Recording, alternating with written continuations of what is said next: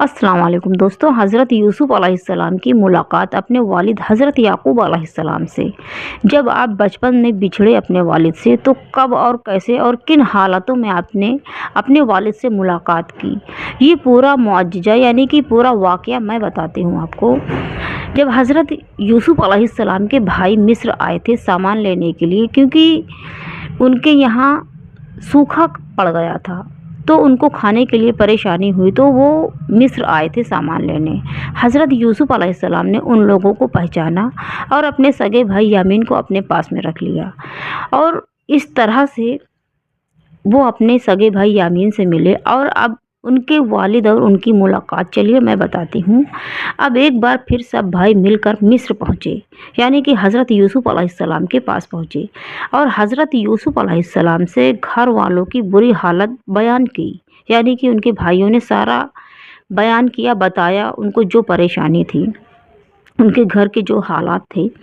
और ये भी साथ में कहा कि उनके भाइयों ने कि हम अपने साथ में थोड़ा सा सामान लाए हैं, मगर हम चाहते हैं कि आप हमको पूरा गल्ला दें। हज़रत यूसुफ़ अलैहिस्सलाम घर वालों का ये हाल सुना तो बेताब हो गए और आपसे रहा नहीं गया, और उन्होंने अपने भाइयों से कहा कि क्या तुम जानते हो कि तुमने यूसुफ़ और उसके भाई के साथ में क्या क्या किया है?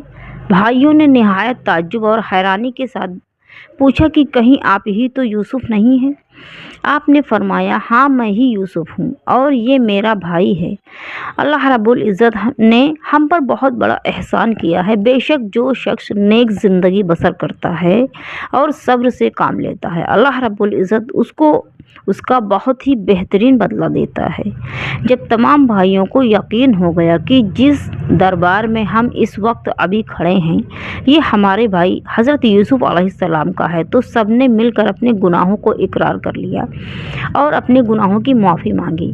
आपने फरमाया कि तुम लोग कोई फ़िक्र मत करो, तुम लोगों पर कोई इल्ज़ाम नहीं आएगा। अल्लाह रब्बुल इज़्ज़त तमाम गुनाहों को तुम्हारे माफ़ करेगा, वही सबसे ज़्यादा रहम करने वाला है। जाओ और ये मेरा कुर्ता मेरे बाप यानी कि मेरे वालिद हज़रत याकूब अलैहिस्सलाम के चेहरे पर डाल दो, और डालने के बाद में उनकी आँखों की बेनियाई लौट आएगी। यानी कि जब हज़रत यूसुफ़ अलैहिस्सलाम से हज़रत याकूब अलैहिस्सलाम बिछड़े थे, तो आप बहुत ज़्यादा मोहब्बत करते थे। सबसे ज़्यादा हज़रत यूसुफ़ अलैहिस्सलाम से हज़रत याकूब अलैहिस्सलाम मोहब्बत करते थे, और जब आप दोनों बिछड़ गए थे, तो हज़रत याकूब अलैहिस्सलाम हज़रत यूसुफ़ अलैहिस्सलाम की याद में हर वक्त रोते रहते थे, यहाँ तक कि उनके आँखों की रोशनी जाती रही। इसीलिए हज़रत यूसुफ़ अलैहिस्सलाम ने अपना कुर्ता दिया था और ये कहा था कि ये कुर्ता मेरे वालिद के चेहरे पर डाल देना, और डालने के बाद उनकी आँखों की रोशनी वापस आ जाएगी,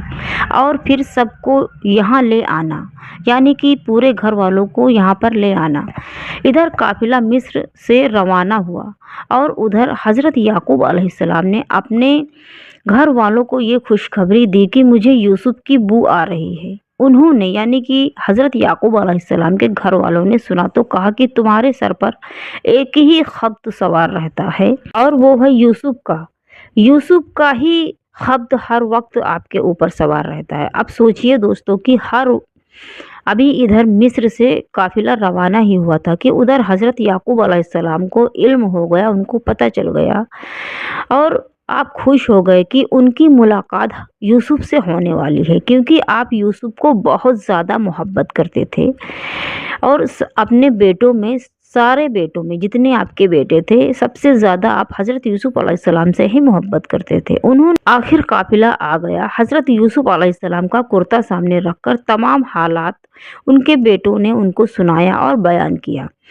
तो हज़रत याकूब अलैहिस्सलाम ने अपने घर वालों से कहा कि देखो, मैंने तुम लोगों से नहीं कहा था कि मुझे यूसुफ़ की बू आ रही है? आखिर सब बेटों ने मिलकर अपने बाप हज़रत याकूब अलैहिस्सलाम से अपने गुनाहों की माफ़ी मांगी, और फिर सब लोग मिलकर मिस्र चल पड़े। हज़रत यूसुफ़ अलैहिस्सलाम से मुलाकात हुई अपने बाप यानी अपने वालिद हज़रत याकूब अलैहिस्सलाम से, और वो दोनों बहुत ही ज़्यादा खुश हुए और अल्लाह का शुक्र अदा किया। हज़रत यूसुफ़ अलैहिस्सलाम ने अपने माँ और बाप को अपने पास में ठहरा लिया और कहा कि खुदा अगर चाहेगा तो मिस्र में अमन और आराम के साथ रहिए आप। फिर उन को अपने साथ शाही तख्त पर बिठाया। ये सब के सब भाई शाही आदाब बजा लाए।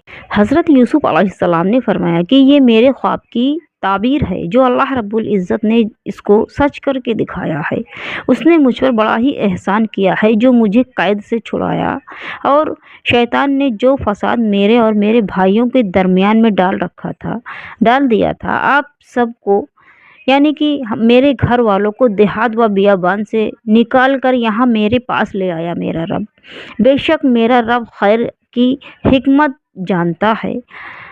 ऐ मेरे परवरदिगार, तूने मुझे हुकूमत दी, बातों का मतलब समझा दिया। ऐ ज़मीन व आसमान के पैदा करने वाले खुदा, तू ही दुनिया व आखिरत में मेरा काम बनाने वाला है। मुझे मुसलमान ही मारना और नेक बंदों के साथ ही मिला देना।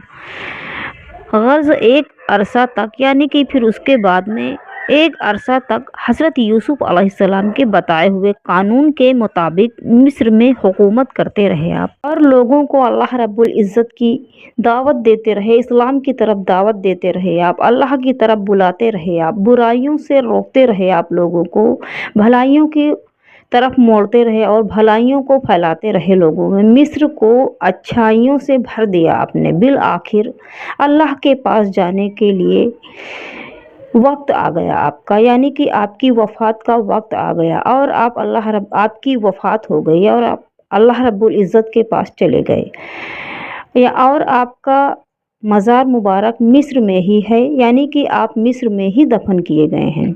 अब दोस्तों, हमको इस बात से, इस वाक़ये से ये सबक मिलता है कि हज़रत यूसुफ अलैहिस्सलाम को अपने भाइयों की वजह से कैसी कैसी तकलीफ़ें उठानी पड़ी, कैसे कैसे परेशानियों से गुज़रना पड़ा उनको। अंधेरे कुएं में भी रहे आप, ग़ुलाम भी बने आप, जेल में भी रहे आप, लेकिन जब ये सब अल्लाह रब्बुल इज़्ज़त की आजमाइशें पूरी हो गईं और अल्लाह पाक ने हज़रत यूसुफ अलैहिस्सलाम को मिस्र का बादशाह बना दिया, और जब आप अपने भाइयों से मिले, उनसे मुलाकात हुई आपकी, तब आपने कोई भी बदला नहीं लिया, बल्कि अल्लाह ताला से उनके लिए गुनाहों की उनकी माफ़ी मांगने के लिए दुआ भी की आपने, और ख़ुद भी आपने उनको माफ़ कर दिया। अब इससे हम लोगों को यही करना चाहिए, यही सीखना चाहिए और यही सोचना चाहिए कि भाइयों के साथ हम लोगों को ऐसा ही करना चाहिए, चाहे भाई हो, बहन हो, कोई भी रिलेटिव हो, हम लोगों को ऐसा ही करना चाहिए, माफ़ करना चाहिए। कुरानुल मजीद में एक दूसरी जगह है जिसका मतलब ये है कि, यानी कि कुरान मजीद में अल्लाह रब्बुल इज़्ज़त इरशाद फरमाता है कि अगर तुम्हारे साथ कोई ज़्यादती करे और तुम उसके बदले उसके साथ में नेकी करो और भलाई करो, तो वो दुश्मन तुम्हारा हकीकी दोस्त बन जाएगा।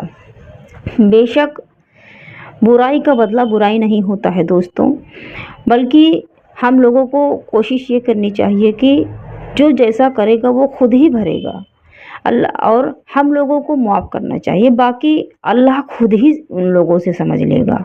और अल्लाह हम सब को, मेरी दुआ यही है कि अल्लाह रब्बुल इज़्ज़त हम सब को ऐसी ही तौफीक अता फरमाए।